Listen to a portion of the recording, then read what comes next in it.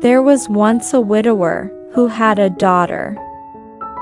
This daughter was between 10 and 12 years old. Her father sent her to school, and as she was all alone in the world, commended her always to her teacher.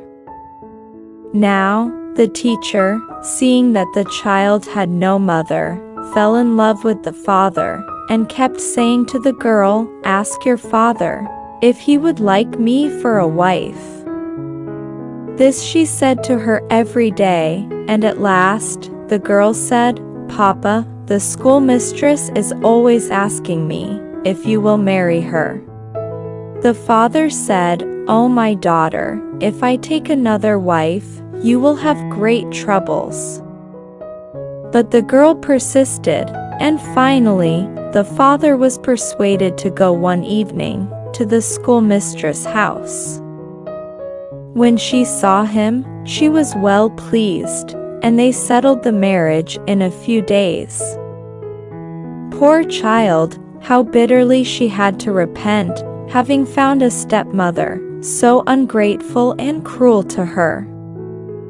She sent her every day out on a terrace to water a pot of basil, and it was so dangerous that, if she fell, she would go into a large river.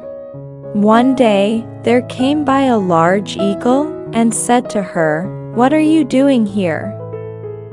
She was weeping, because she saw how great the danger was of falling into the stream. The eagle said to her, "Get on my back, and I will carry you away, and you will be happier than with your new mama." After a long journey, they reached a great plain, where they found a beautiful palace, all of crystal.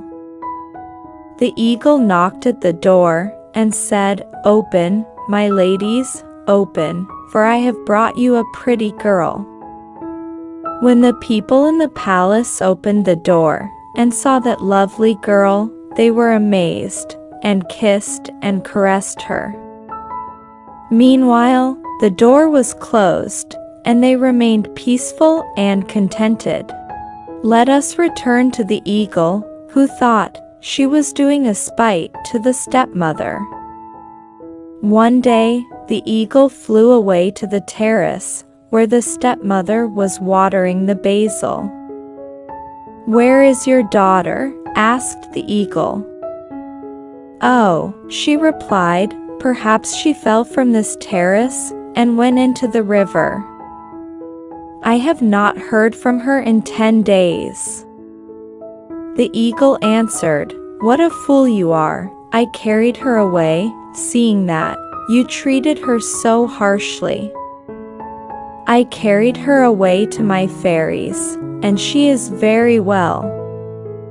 Then the eagle flew away. The stepmother, filled with rage and jealousy, called a witch from the city, and said to her, "You see, my daughter is alive, and is in the house of some fairies of an eagle, which often comes upon my terrace. Now, you must do me the favor to find some way to kill this stepdaughter of mine, for I am afraid that some day or other she will return, and my husband, discovering this matter, will certainly kill me." The witch answered, "Oh, you need not be afraid of that, leave it to me." What did the witch do? She had made a little basket full of sweetmeats, in which she put a charm. Then she wrote a letter, pretending that it was her father, who, having learned where she was, wished to make her this present, and the letter pretended that her father was so glad to hear that she was with the fairies. Let us leave the witch, who is arranging all this deception, and return to Ermelina, for so the young girl was named.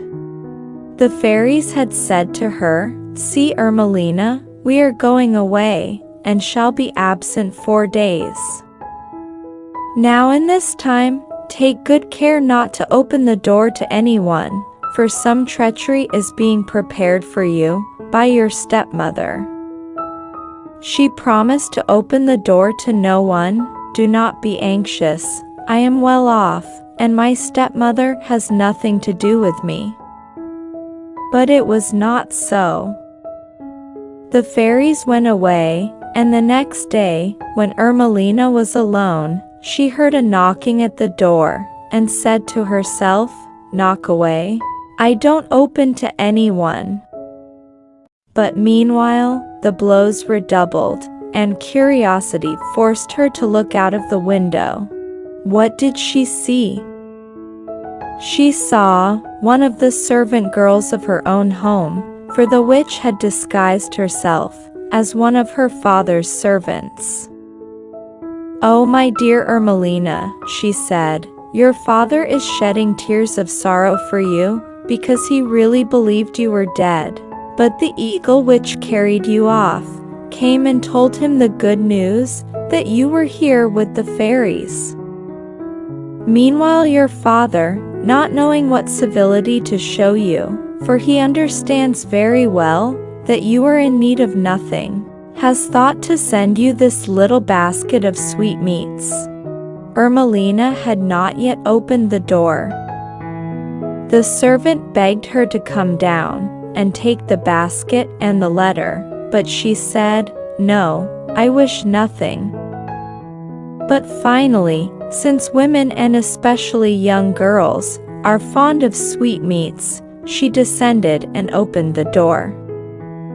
When the witch had given her the basket, she said, "Eat this," and broke off for her a piece of the sweetmeats, which she had poisoned. When Ermelina took the first mouthful, the old woman disappeared. Ermelina had scarcely time to close the door when she fell down on the stairs. When the fairies returned, they knocked at the door, but no one opened it for them. Then they perceived that there had been some treachery, and began to weep. Then the chief of the fairies said, "We must break open the door," and so they did, and saw Ermelina dead on the stairs. Her other friends, who loved her so dearly, begged the chief of the fairies to bring her to life, but she would not, for, said she has disobeyed me. But one and the other asked her, until she consented. She opened Ermelina's mouth, took out a piece of the sweetmeat, which she had not yet swallowed, raised her up, and Ermelina came to life again. We can imagine what a pleasure it was for her friends. But the chief of the fairies reproved her for her disobedience, and she promised not to do so again. Once more, the fairies were obliged to depart. Their chief said, "Remember, Ermelina, the first time I cured you, but the second, I will have nothing to do with you." Ermelina said they need not worry, that she would not open to anyone. But it was not so, for the eagle, thinking to increase her stepmother's anger, told her again that Ermelina was alive. The stepmother denied it all to the eagle, but she summoned anew the witch, and told her that her stepdaughter was still alive, saying, "Either you will really kill her, or I will be avenged on you." The old woman, finding herself caught, told her to buy a very handsome dress, one of the handsomest she could find, and transformed herself into a tailoress belonging to the family, took the dress, departed, went to poor Ermelina, knocked at the door, and said, "Open, open, for I am your tailoress." Ermelina looked out of the window, and saw her tailoress, and was in truth a little confused. Indeed, anyone would have been so. The tailoress said, "Come down, I must fit a dress on you." She replied, "No, no, for I have been deceived once." "But I am not the old woman," replied the tailoress, "you know me, for I have always made your dresses." Poor Ermelina was persuaded, and descended the stairs. The tailoress took to flight, while Ermelina was yet buttoning up the dress, and disappeared. Ermelina closed the door, and was mounting the stairs, but it was not permitted her to go up, for she fell down dead. Let us return to the fairies, who came home and knocked at the door, but what good did it do to knock? There was no longer anyone there. They began to weep. The chief of the fairies said, "I told you that she would betray me again, but now I will have nothing more to do with her." So they broke open the door, and saw the poor girl, with that beautiful dress on, but she was dead. They all wept, because they really loved her. But there was nothing to do. The chief struck her enchanted wand, and commanded a beautiful rich casket, all covered with diamonds, and other precious stones, to appear. Then the others made a beautiful garland of flowers and gold, put it on the young girl, and then laid her in the casket, which was so rich and beautiful that it was marvelous to behold. Then the old fairy struck her wand as usual, and commanded a handsome horse, the like of which not even the king possessed.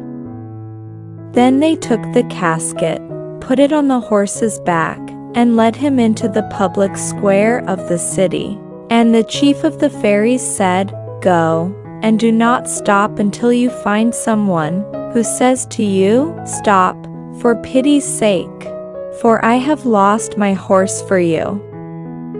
Now, let us leave the afflicted fairies, and turn our attention to the horse, which ran away at full speed.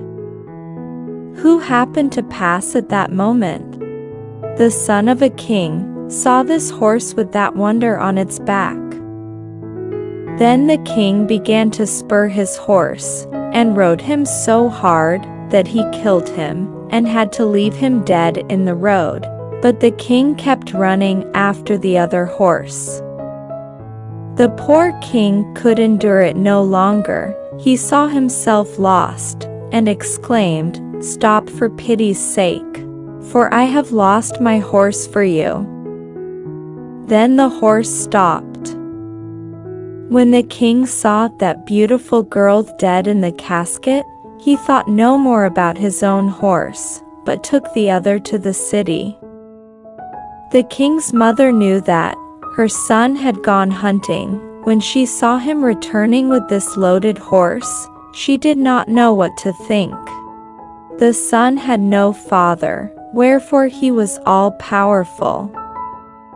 He reached the palace, had the horse unloaded, and the casket carried to his chamber. Then he called his mother, and said, "Mother, I went hunting, but I have found a wife." "But what is it?" "A doll, a dead woman?" "Mother," replied her son, "don't trouble yourself about what it is my wife." His mother began to laugh, and withdrew to her own room. Now, this poor king no longer went hunting, took no diversion, did not even go to the table, but ate in his own room. By a fatality, it happened that war was declared against him, and he was obliged to depart. He called his mother, and said, "Mother, I wish 2 careful chambermaids, whose business it shall be to guard this casket. For if on my return I find that anything has happened to my casket, I shall have the chambermaids killed." His mother, who loved him, said, "Go, my son, fear nothing, for I myself will watch over your casket." He wept several days at being obliged to abandon this treasure of his, but there was no help for it, he had to go. After his departure, he did nothing but commend his wife to his mother in his letters. Let us return to the mother, who no longer thought about the matter, not even to have the casket dusted. But all at once, there came a letter, which informed her that the king had been victorious, and should return to his palace in a few days. The mother called the chambermaids, and said to them, "Girls, we are ruined." They replied, "Why, Highness?" "Because my son will be back in a few days, and how have we taken care of the doll?" They said, "True, true, now let us go and wash the doll's face." They went to the king's room and saw that the doll's face and hands were covered with dust and fly specks. So they took a sponge and washed her face, but some drops of water fell on her dress and spotted it. The poor chambermaids began to weep and went to the queen for advice. The queen said, "Do you know what to do? Call a tailoress, and have a dress precisely like this spot, and take off this one, before my son comes." They did so, and the chambermaids went to the room, and began to unbutton the dress. The moment that they took off the first sleeve, Ermelina opened her eyes. The poor chambermaids sprang up in terror, but one of the most courageous said, "I am a woman, and so is this one. She will not eat me." To cut the matter short, she took off the dress, and when it was removed, Ermelina began to get out of the casket to walk about, and see where she was. The chambermaids fell on their knees before her, and begged her to tell them who she was. She, poor girl, told them the whole story. Then she said, "I wish to know where I am." Then the chambermaids called the king's mother to explain it to her. The mother did not fail to tell her everything, and she, poor girl, did nothing but weep penitently, thinking of what the fairies had done for her. The king was on the point of arriving, and his mother said to the doll, "Come here, put on one of my best dresses." In short, she arrayed her like a queen. Then came her son. They shut the doll up in a small room, so that she could not be seen. The king came with great joy, with trumpets blowing, and banners flying for the victory. But he took no interest in all this, and ran at once to his room to see the doll. The chambermaids fell on their knees before him, saying that the doll smelled so badly that they could not stay in the palace, and were obliged to bury her. The king would not listen to this excuse, but at once called 2 of the palace servants to erect the gallows. His mother comforted him in vain. "My son, it was a dead woman." "No, no, I will not listen to any reasons, dead or alive, you should have left it for me." Finally, when his mother saw that he was in earnest about the gallows, she rang a little bell, and there came forth no longer the doll, but a very beautiful girl, whose like was never seen. The king was amazed, and said, "What is this?" Then his mother, the chambermaids, and Ermelina were obliged to tell him all that had happened. He said, "Mother, since I adored her when dead, and called her my wife, now I mean her to be my wife in truth." "Yes, my son," replied his mother, "do so, for I am willing." They arranged the wedding, and in a few days were man and wife. Thank you.